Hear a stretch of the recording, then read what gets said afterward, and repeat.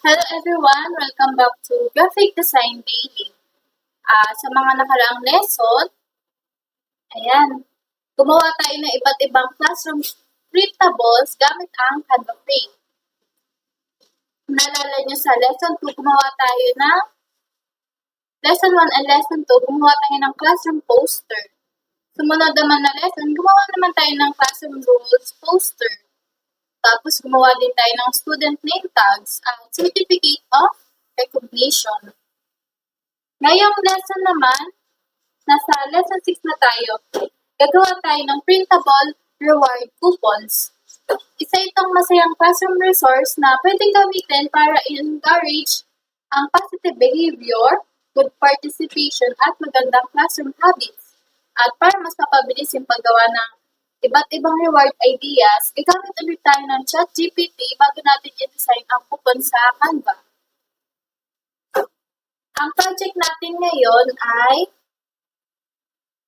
isang set ng reward coupon. Sa halip na laging verbal phrase lang, pwede tayong magbigay ng maliliit na reward coupon na ma-excite ang mga bata. Pwede nila itong ma-redeem sa classroom depende sa rules na itinakda mo bilang teacher. Sa dulo ng lesson na ito, magkakaroon ka ng printable reward coupon sheet na pwede mong i-print at gupitin. Bago tayo pumunta sa Canva, kailangan muna natin ng mga reward ideas. Pwede tayong mag-isip ng sarili nating rewards, pero kung gusto mong makatipid sa oras, pwede kang humingi ng suggestions kay ChatGPT. Mag-type lang tayo ng prompt na humihingi ng classroom reward ideas. Ang gagamitin nating prompt ay, give me 10 simple classroom reward coupons ideas for elementary students. Keep them positive, fun, and appropriate for school. Yan, ito po yung gagamitin nating prompt and click na natin yung enter.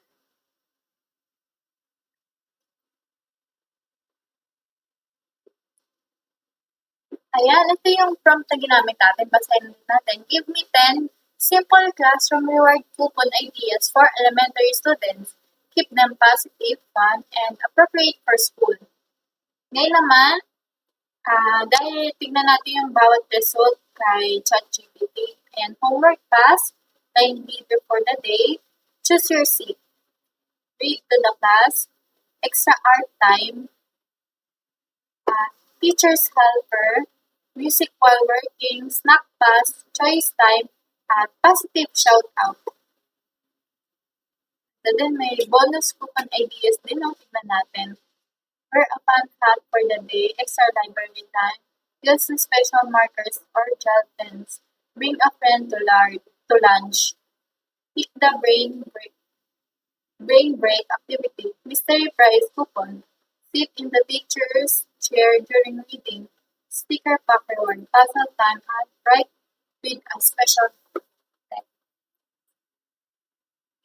Yan. Lahat ng to ay pwedeng makatulong, pwedeng pumili. Depende po sa inyo. Piliin din natin yung mga rewards na akma sa ating classroom at sa age level ng ating mga estudyante. Hindi naman po natin kailangan gamitin lahat ito. Piliin lang natin yung mga talagang practical at madaling ipatupad. Ngayon naman po, babagyan natin ito mamaya. Punta tayo sa Canva. Sa search bar, and ito po yung homepage ni Canva. Sa search bar, i-type po natin yung coupon. Then click enter. Scroll down, ayan po, sa Canva templates, pindutin po natin yung see all. Makikita po natin dito yung iba't ibang coupon templates. Ayan. Habang nag-browse po tayo, hanap tayo ng design na simple at madaling i-customize. Ayan, scroll down. Pipiliin po natin ay free template. Iwasan po natin itong background icon. Scroll down. Hanap tayo ng template na babagay sa atin.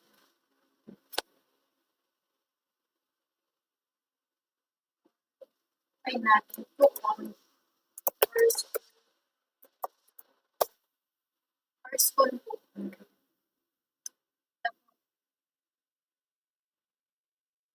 Scroll down.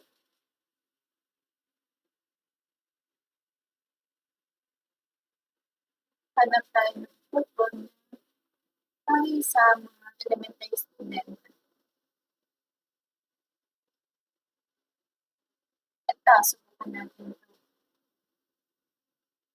Antayin lang po natin mag-loading. Ayan. Tapos pinutin po natin itong customize this template. Ayan. Kapag nakapili na tayo ng template, simulan na natin itong edit po na. Palitan natin yung title. Halimbawa, tayo po natin muna mag-loading.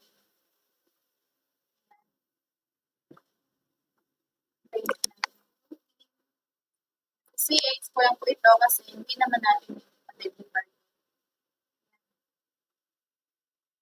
Lalaki, isusog ko lang po siya. Tapos, papalitan natin yung title.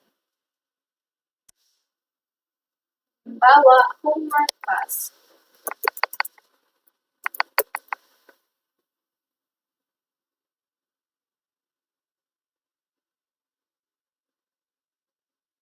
Ayan.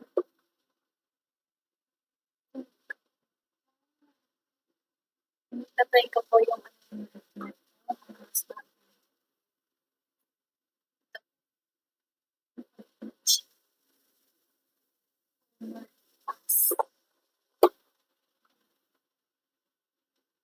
tapos, ilagay po natin yung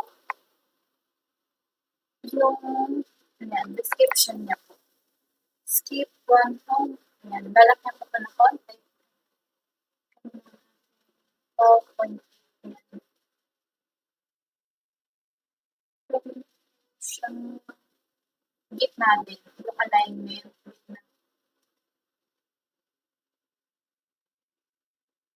Tapos, i-adjust lang din po.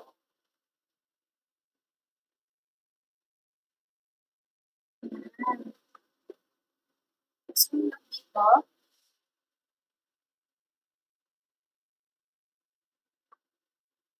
Ito po, papalitan naman natin na extra art time. Dahil mahilig madalas yung mga bata sa mga arts, no? Pagdodrawing. Pwede natin i-ano. Ito, baka pwede po dito siya sa after. Tapos, extra art time. Tapos, katulad kanina, lagay natin yung short description. Copy lang natin ito and then paste here. Yan, bababa ko lang ng konti. Katulad kanina, gawin natin 12.8. Yan. Tapos sumunod,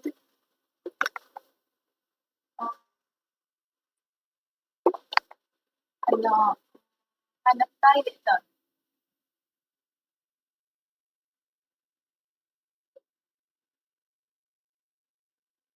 Ito, slack pass.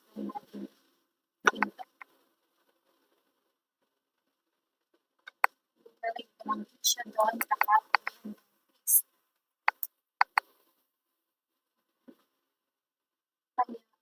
Ano kaya? And then ito, lalagay ko ulit siya dito sa may likod. Sa may likod, sa may dulo.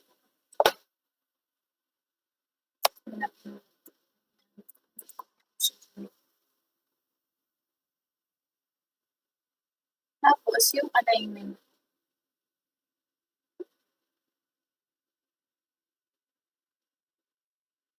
Ayusin ko lang. Ayan. Tapos,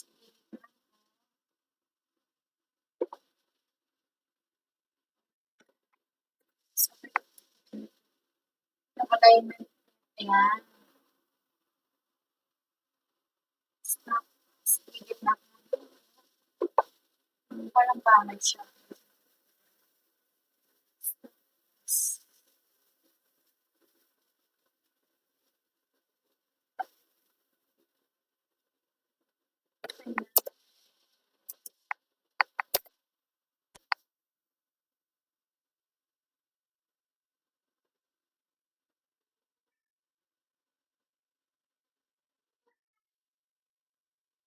Play ko lang po ulit siya. Ayan. Tapos, copy din natin short description. Tapos, gayin natin yung font size po na 12. Ayan.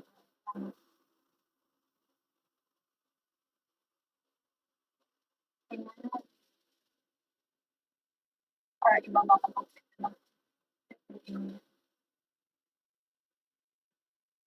Yan ngayon po, tapos na yung unang coupon. Bumalik.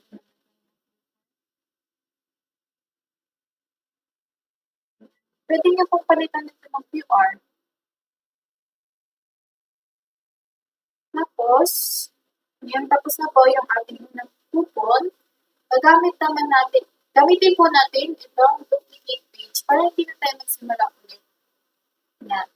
Katulad kanina, yan, duplicate na yung page. Katulad po kanina, papalitan po ulit natin yung title and description. Sunod naman, itong choose your seat. Para makapili yung mga bata kung saan sila natin siya.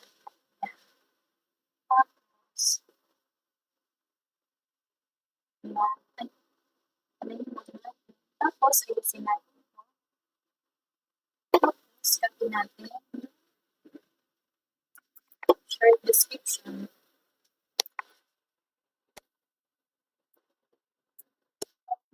Kanina, same font size naman. Tapos, sunod,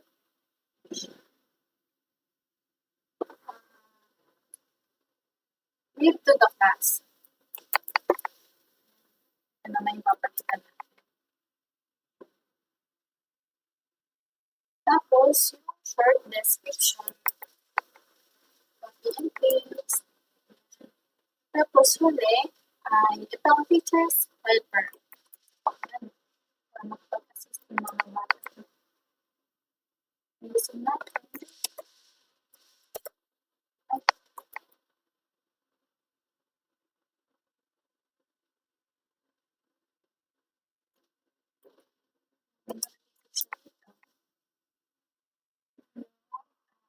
Ikikit na lang natin siya.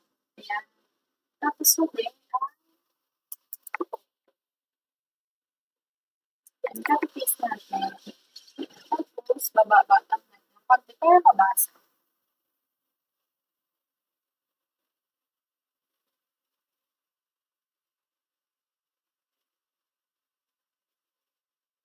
Ayan, sa ganitong paraan, pare-pareho yung design ng lahat ng coupons at mas mabilis yung paggawa. Yan, kapag tapos na yung buong set, i-click natin itong share. Pagkatapos ay download. Ito po. Kung ipiprint po yung coupons, itong coupons, mas maganda po ang PDF print. And maganda po siya. Best for printing. Yan. Pagkatapos na print, pwede mo na itong gupitin at itabi sa classroom para magamit anumang oras. Yan. Isusunod ko lang po. Yan. At ito na po yung ating completed reward coupon sheet.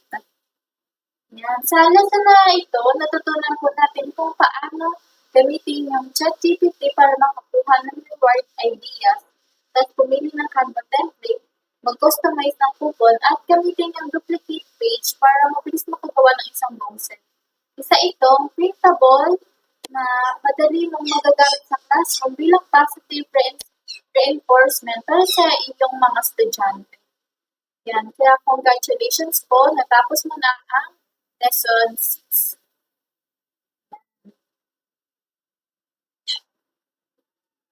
Para sa homework, ayan, pwede kang gumawa ng isang bagong set na 10 reward coupons gamit yung sarili mong classroom theme. Pwede kang gumamit ng iba't ibang colors, icon, at reward ideas na akma sa iyong mga estudyante. Sa susunod na lesson naman, gagawa tayo ng weekly lesson planner, isang printable na makakatulong sa pag-organize ng iyong weekly teaching schedule.